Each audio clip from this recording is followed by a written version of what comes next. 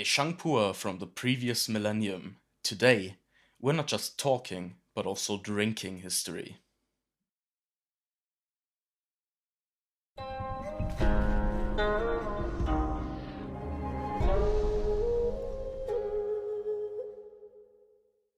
Hey everyone, Sigi here.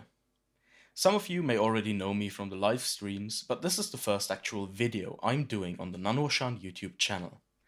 I love all things pu'er, and I'm here today to share some of my experiences and knowledge with you. One of the things I've been especially excited about with regards to nannuoshan lately is the completion of the pu'er project. Over the next few months, you're gonna see a lot of pu'er appearing on the store page, and I have one of them here with me today. This is the 1999 Green Mark. It's gonna be sold for 304 euros. Expensive, but hopefully well worth it. There's only one other Bing Cha besides this one in stock.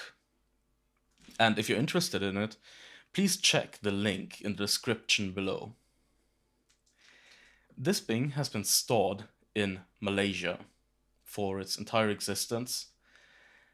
I personally don't have a lot of experience with Malaysia storage, so trying this is going to be very interesting. Today's video is going to be essentially in three parts. First, I'm going to open this tea for the first time. I'm not sure if you can see it properly on the video, but it actually still has a plastic wrapper around it. So this has been entirely untouched since it arrived here. After that, we're going to taste the tea, and then I'm going to tell you all a bit about the history of privatization in the pu'er factories from the 1980s to the early 2000s. Alright, let's get into it. I'm really excited for this. Okay. So first things first, I'm already gonna make some use of my pu'er pick here to remove this layer of plastic. I've never even smelled this tea before. Alright. Oh, I'm really looking forward to this. So let's get rid of this outer layer real quick. Okay, and here it is in all of its glory. I can already kind of smell it, and whew. Ah, yes, this certainly smells like a well-aged tea already. It doesn't have any hints of like dankness or anything like that, but you definitely know that you're dealing with older material here, let's put it that way. Alright, time to unwrap and see what's inside, what's waiting for us here. Ooh, that's what I like to see. Okay. Here we go. So here's what the Bing itself looks like. Here's what it looks like from the back. We're already noticing a nice and dark color. We've got that nice like brown golden color on the buds in there, and we do have a good amount of buds overall, so that's already a really good sign. I'm just gonna give this a smell. Ah, yes. Oh, this is gonna be really exciting. Okay. Now that we've looked at the Bing, now that we've taken a bit of a whiff, let's finally get in there. I've really been waiting for this. Okay, time to start the scale. Let's just pry some off here. Okay. Also, for those of you that are curious, here's the Neife with still a bit of tea attached to it. No glue, obviously. And yeah, here it is. It looks all wonderful to me. Okay. I'm probably going to go for 7 grams here. Not too much, not too little. Should be a good amount to take this for a spin for the first time. I want to be really careful with these leaves because keeping them intact would be nice. And some of these older teas can have a certain fragility to them when it comes to that. All right.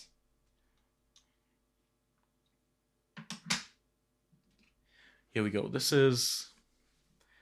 I hope you can kind of see it. This is 7 grams of 1999 green mark. Let's clean this up real quick.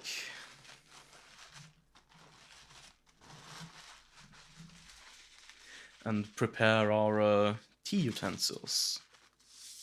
Because we don't just want to look at it, we of course want to drink it as well.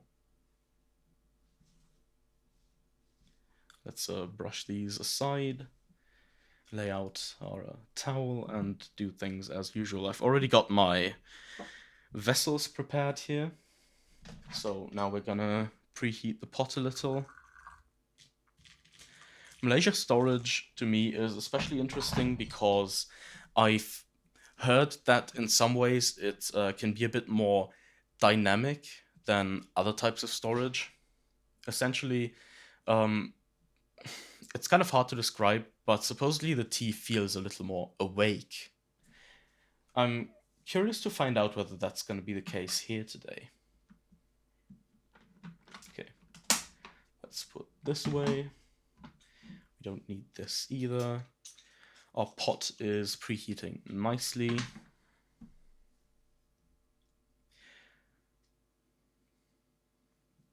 Okay, so we've already smelled the dry leaves. As we noted, very nice aged aroma, but there's still a bit of like, I don't really want to call it youthfulness underneath it, but we're getting some slightly refreshing notes, something a bit fruitier in that direction. Okay. Now let's try to fit all of this in here, which can be a bit of a struggle sometimes, to be completely honest. All right, so far so good.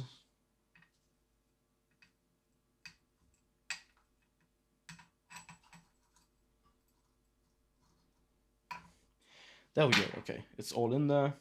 Let's give this another smell. Yeah, wonderful aged aromas, slightly tart, fruity. So far, I'm really happy with this. Also, I hope my kettle bumping sounds aren't too loud. Let's go. So just giving this one quick rinse. It looked quite clean. It smells very clean, so I don't think we're going to need any additional rinses here. And now, the moment of truth. I'm going to smell the wet leaf. Ooh. Oh, that's nice. So it has kind of like a dried herb, medicinal type quality to it. It's definitely quite resinous with how it smells. So you got like some wood, some mineral, there's some sweetness in there. Ooh. And now that I'm taking the third whiff, I'm getting even more of that fruit note. Yeah, this starts smelling a lot sweeter as it cools down a little. But let's not waste too much time. Let's get into the first steep right away. Alright, now, while this is steeping, let me remind you, if you enjoy this video and if you enjoy me doing videos for nannuoshan as well as live streams, please hit that like button, subscribe, and let me know in the comments whether you enjoyed what I'm doing here.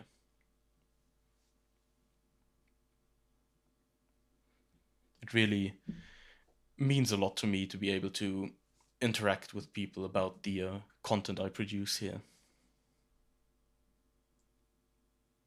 Okay. So we're slowly waiting for this first steep to be done. It shouldn't take much longer.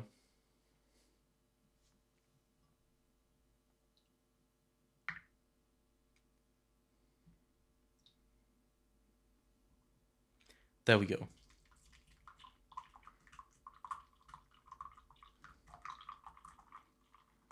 Oh, yeah.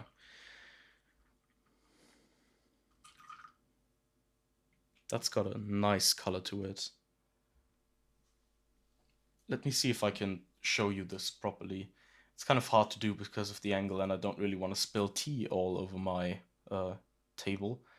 But I hope you can see that this is like a nice orange brown. It's not quite in that like red category yet of a really old tea, but it's certainly got some years on it. This already smells really good. I'm super, super excited. Okay,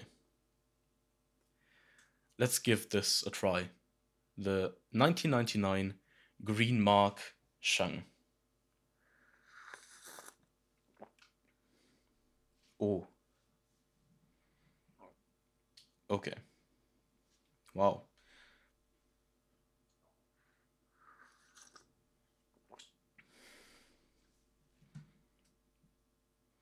This is a strong tea, honestly. Not just in terms of flavor, obviously, like the flavor it presents is quite, let's say, bold. It's not 100% mellowed out like some of these more intensely stored chunks. This one is definitely still alive in that sense. It has power and it's showing that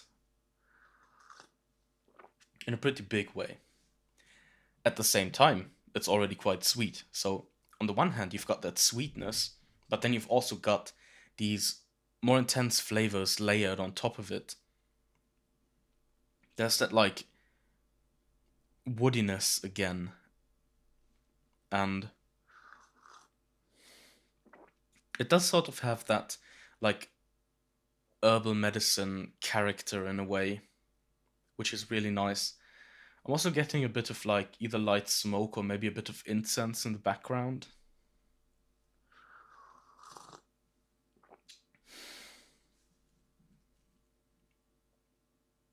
And then there's also a touch of minerality. All in all, these flavors are really layered, and this tea is already coming off very strongly from the get go.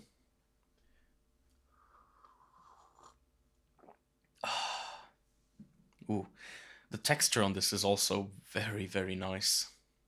It's quite round, but also still quite viscous. It almost has a certain oiliness to it. Ooh, yeah, that's very good. Okay, I'm gonna pour the next steep, and then it's time for me to tell you a bit about, let's say, the history surrounding this tea and other similar teas. In other words, the history of Pu'er factory privatisation. It all starts in the early 80s. There was an economic reform in China, and businesses started to open up, both in terms of private ownership and in terms of uh, dealing with people from outside of China. The first ever private order to a Pu'er factory was done by the Unli Tea Company in Hong Kong in the early 80s. If I remember correctly, this particular tea is actually still quite sought after today, but unfortunately, I wasn't able to find a lot more on that. This began a whole avalanche of private orders and commissions to larger tea factories.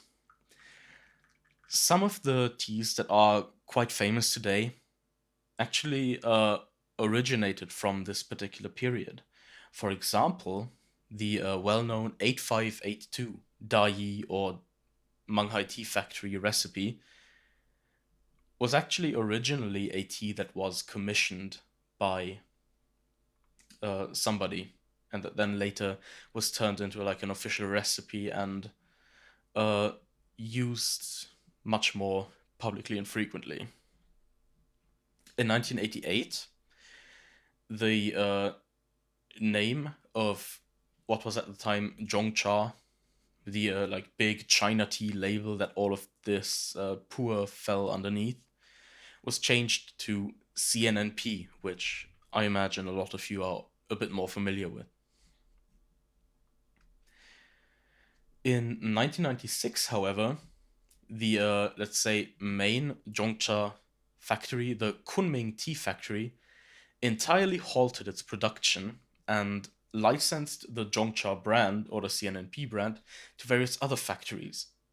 This wasn't just like small private producers, this was also larger factories such as Jaguan or the Menghai Tea Factory. Oh, this is so good.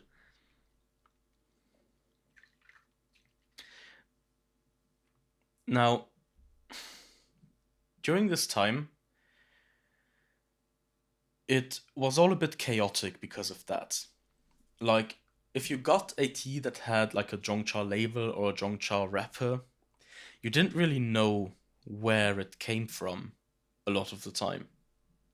It's known, like, this period from 1996 until the early 2000s is known as a sort of chaotic period that the poor world went through at that time.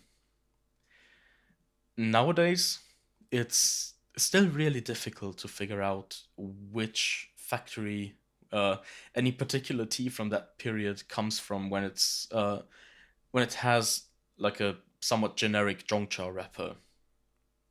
However, uh, there are some very useful resources when it comes to that, and with the help of one of these resources, I found out that this is essentially a uh, Menghai Tea Factory tea, and the like identifying parts of this are the neife, the particularly thin wrapper on this, because if you hold it against the light, you can see the larger paper that's in there through it, and the like general look of the tea.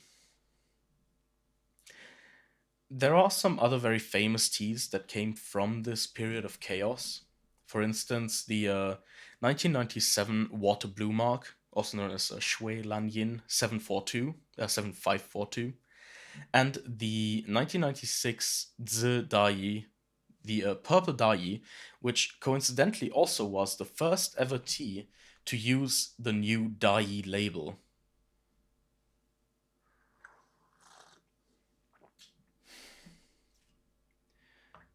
So, all in all, we can say, even though this was a very chaotic and confusing period, oftentimes there was still a lot of good tea being produced. Many of the teas from this period carry the name of Tiepai, which essentially means that while they do have one of these Zhongcha wrappers, people don't really know where that particular tea came from. But many times, these Tiepai teas can actually be a fair bit more affordable while also being very, very good teas. So, for those of you that are a bit more adventurous, that could also be something to look into.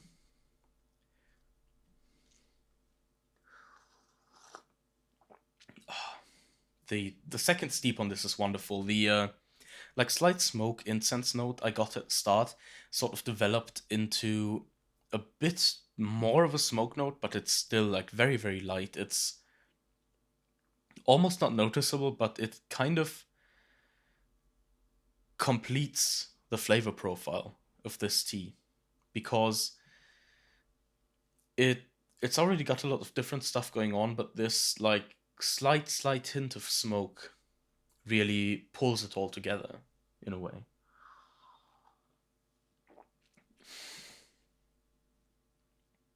There is one more piece of history regarding this period of factory privatization, and that is that in 2003, the Zhongcha brand was actually discontinued, and the licensing for all of these other factories stopped entirely. So This is evident in, for example, the Menghai Tea Factory and the Jaguan Tea Factory no longer having any Zhong Cha styled wrappers from that era onwards. So the latest you're gonna see uh, a Zhong Cha wrapper on a production from one of these two factories should be 2003.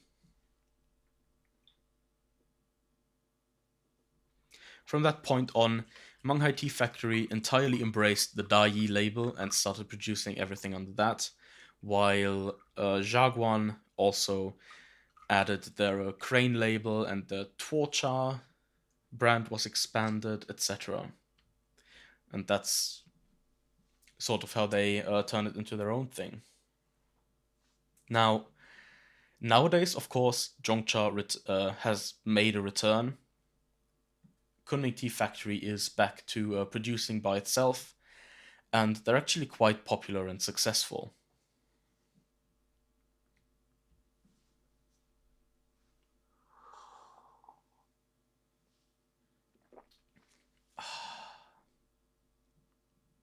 God, the texture on this tea is just fantastic.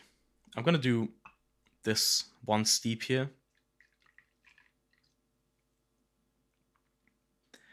Before we end the video, I hope that this brief history lesson about the privatization period of the Pu'er factories was useful for you.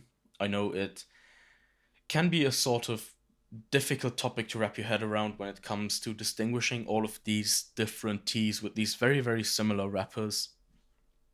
But at the same time, I also find it quite fascinating because it's it's such a big change that happened during that period to like how poor production was approached and how the entire market changed.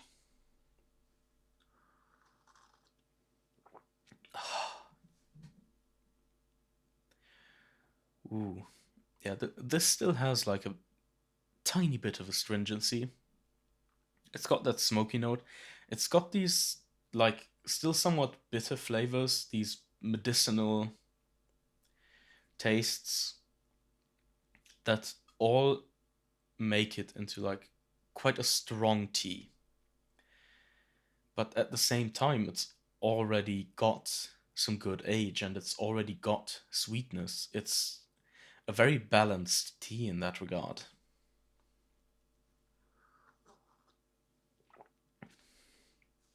And I think if we're looking at high end aged productions from before the turn of the millennium, then this is a very strong example. Like, this tea was. It's just good. There's honestly, I can keep describing the flavor and the texture and whatnot, but it's really just a good tea, and I wish that more of you uh, would be able to taste it.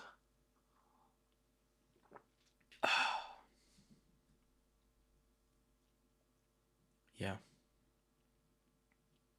Now, I'm almost done drinking this steep. I'm going to enjoy the rest of this tea afterwards as a little reward, if you will.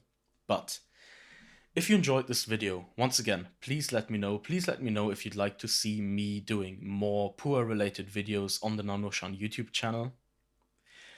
I hope you had a good time with me, and I hope we're gonna see each other again soon. Goodbye.